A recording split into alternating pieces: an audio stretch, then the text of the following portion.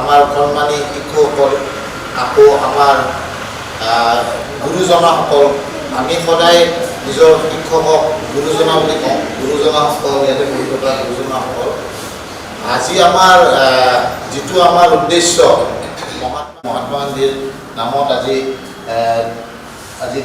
30 জানুৱাৰীৰ পৰা 5 তাৰিখলৈকে আমি এই দিৱসটো পালন কৰোঁ। আমি ইয়াতে কথাটো হৈছে যে একচুৱেলি নিচা বস্তুটো কি, হোৱাট ইজ এডিকশ্যন, এডিকশ্যন মানে কি সেইটো বুজিব লাগিব।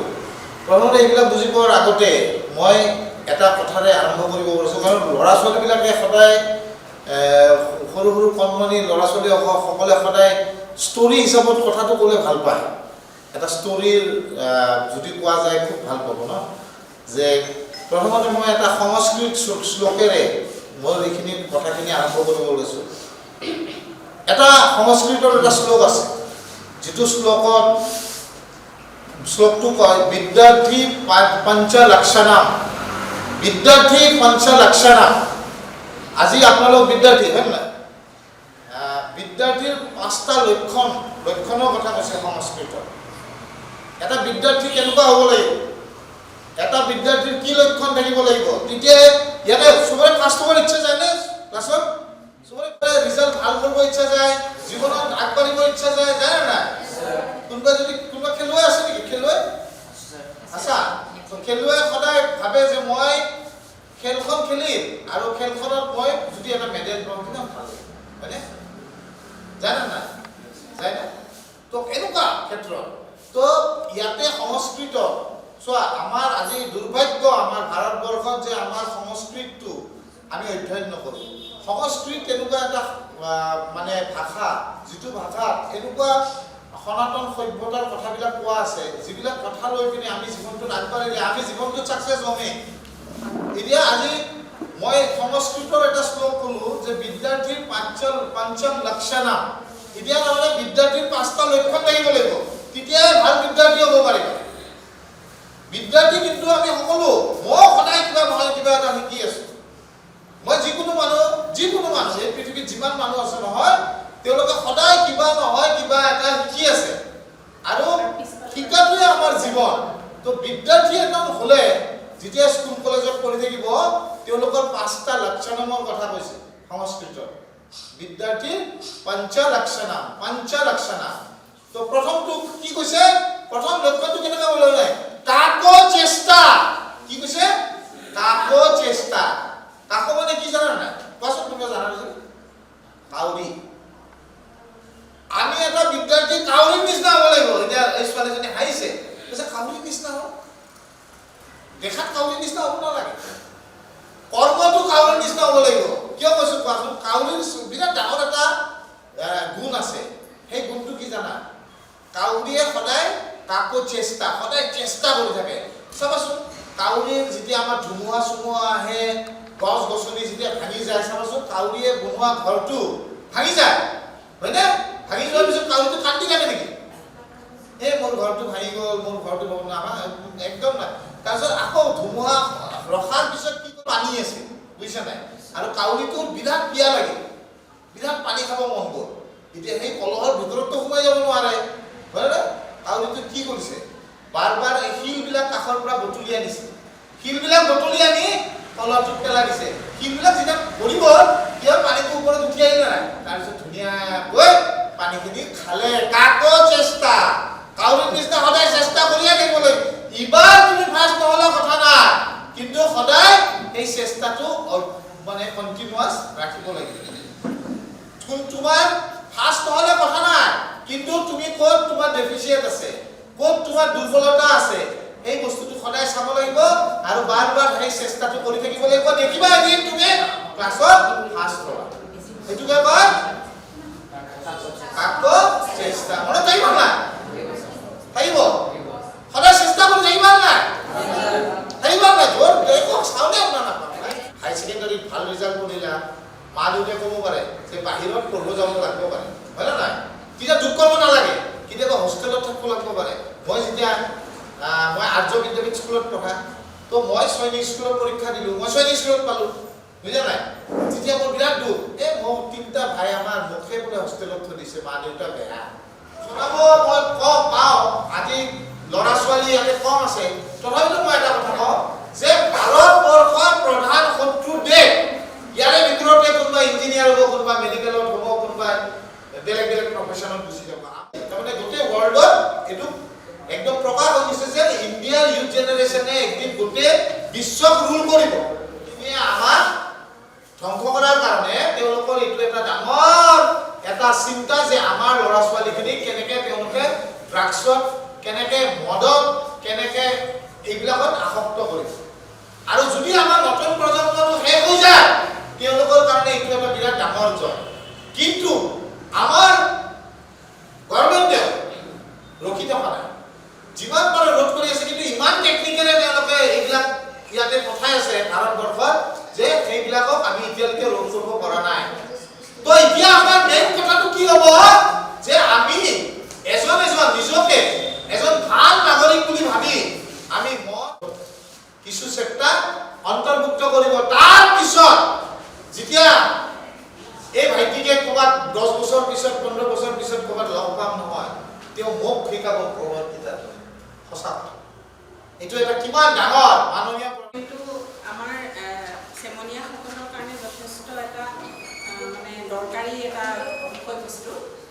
গতিকে তেখেতে মোক আজি দুদিনৰ আগতে কণ্টেক্ট কৰিলে। আজি দুৰ্ভাগ্যবশতঃ আমাৰ ক্লাছ 9ৰ ল'ৰাকেইটা নাহিলেই। মানে যিটো এডলেচেন্স পিৰিয়ডত বিশেষকৈ প্ৰয়োজন হয়, তেওঁলোকক বহুত দৰকাৰ আছিলে। কোৱাও নাছিলোঁ, কি কাৰণে নাহিলে নাজানো, এটা ছায়েন্সৰ কিবা প্ৰজেক্ট কৰি থকাৰ কাৰণে বা যিয়ে নহওক, যিসকল আছা শুনা কথা কিয় পাতি আছা।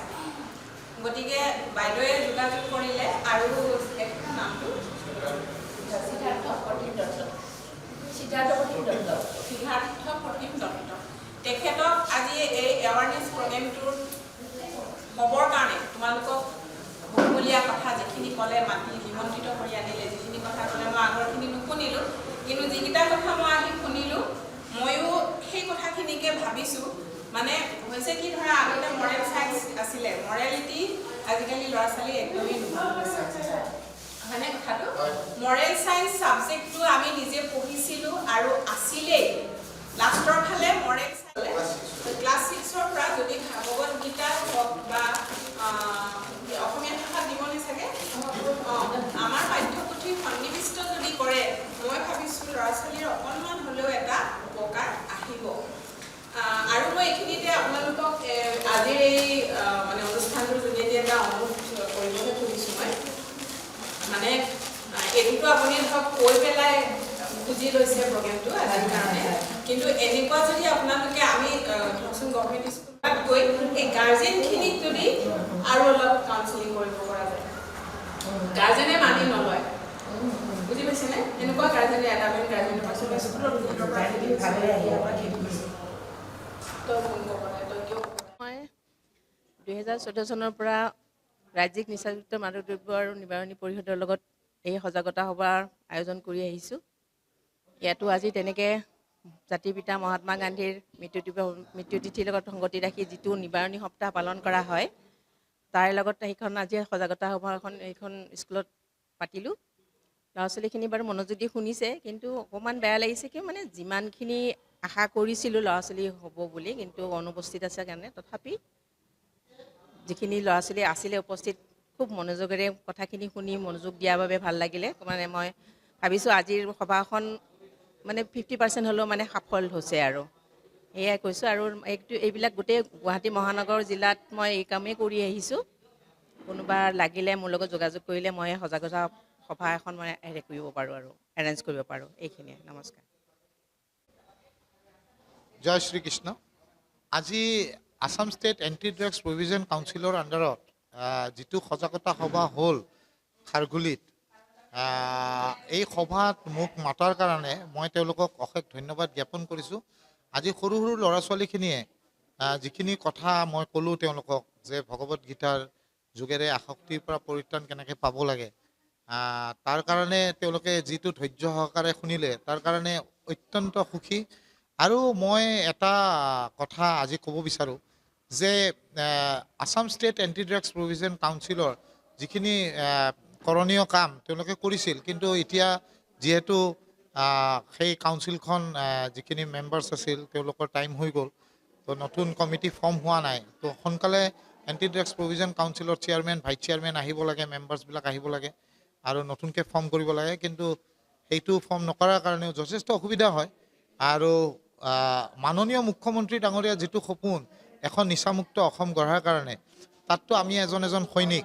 আৰু মাননীয় মুখ্যমন্ত্ৰী ডাঙৰীয়াই হওক বা পীয়ুষ হাজৰিকা দাই হওক, তেওঁলোকৰ যিখিনি কৰিব লগা কাম, তেওঁলোকৰ যিখিনি কৰ্মকৰ্তা, যেনেকুৱা বাইদেউ এজনী আছে, চ' তেওঁলোকে কৰি আছে। কিন্তু ইয়াতে মেইন কথাটো হ'ল যে আজি প্ৰিন্সিপাল মেডামে এটা কথা ক'লে যে আমাৰ ইয়াতে ল'ৰা ছোৱালীৰ মাক দেউতাক বহুতখিনি আসক্ত আছে, যাক আমি যদি কাৰোবাক মাতোঁ তেওঁলোকক হয়তো ফিজ দিব লাগে। কিন্তু মই আজি বাইদেউক ক'লোঁ যে আমি কেতিয়াও এইবিলাকৰ কাৰণে আমাক একো টকা দিব নালাগে, আপুনি এৰেঞ্জ কৰক, আমাক মাতক, আমি আহিম। আমাৰ হাজাৰ কাম থাকক, কিন্তু যদি আমি আমাৰ অসমখনক নিচামুক্ত কৰিব নোৱাৰোঁ, তেতিয়াহ'লে মই ভাবিছোঁ যে মোৰ জীৱনত যিটো এটা লক্ষ্য নিচামুক্ত অসম গঢ়াৰ, সেই লক্ষ্যৰ কোনো কাম নাই আৰু সেই লক্ষ্য ৰাখিও একো লাভ নাই। চ' সেইকাৰণে বাইদেউকো কৈছোঁ যে আপুনি যেতিয়াই মাতে তেতিয়াই যদি মই গুৱাহাটীত থাকোঁ, মই এভেইলেবল হ'ম, একো প্ৰব্লেম নাই।